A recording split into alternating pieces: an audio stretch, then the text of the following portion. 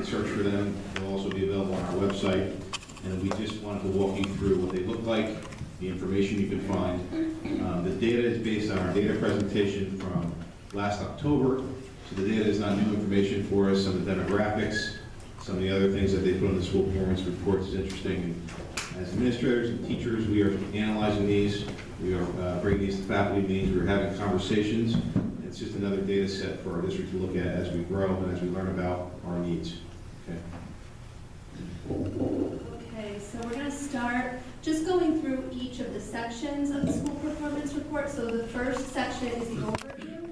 And this really is how each school performance report begins, and it shows the purpose of the report, specifically how schools are preparing for college and career. And additionally, it outlines the report's intention to focus on metrics of college and career readiness, and also to benchmark a school's performance against the district and state outcomes and targets. You'll notice a difference here when we get into more specific data is there are no longer peer groups that we're being compared to. We're actually being compared to district and state targets. And then lastly, to improve the educational outcomes by providing both longitudinal and growth data to inform the school's efforts to improve. Yep. So we come up with the demographics. We have some samples in here from both elementary school and our high school. And we're just showing the presentation, this information, what you can find. As per the data, again, we've seen most of this from school student performance data in our October presentation. It's just presented in a different way.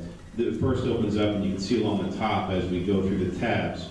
We were on overview, now we're on demographics. The demographics portion of the school report talks about the changing demographics from one year to the next. You can see special populations on the bottom, language diversity, enrollment by gender, enrollment by grade. For each school in our district, the report will begin with looking at the demographics. As we move across the top of the tabs, you see we move quickly to performance, student performance information. Again, this information is based on testing PARC data that comes to us, as well as New Jersey Aspen Science and New Jersey Biology Competency Test in high school. As you can see, as per our data, we have directional data. We are trending upward in 95% of our data sets. And you can see that represented from one year to the next in the student performance section throughout our schools. That was language arts. You can see math.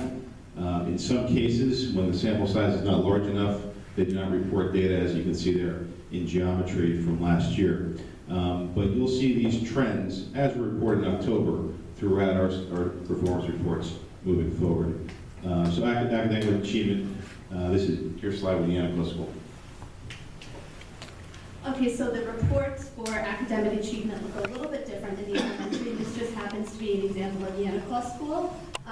There is a PARC data graph. This happens to be the math PARC data, but there's also a similar one for ELA that shows scores from 14-15 and 15-16 in grades 3, 4, 5, and 6. And also it shows NJAS data, which now in the elementary schools only our 4th grade takes for science. And this will show us both proficiency levels, which you'll see on the right, and then also some subgroup and special population data on the left for NJAS science. Similarly, there's a student growth section, and this specifically relates to the student growth percentiles. If you look closely at the top, I know it's a little bit tough to see. There's both a language arts and a math school median, district median, and statewide median, SGP. Just to give you an idea, they categorize typical growth as being between a 35 and 65.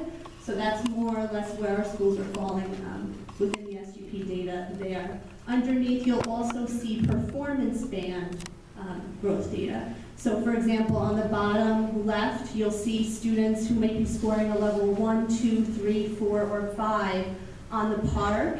And then next to it, you'll see what kind of growth that we're experiencing with those students over time. And again, the ELA is on the left and the math is on the right. And these are all, again, elementary from Yannicka, but of course they would relate to the specific school, and all of that data is going to be posted. We'll talk about that in a minute.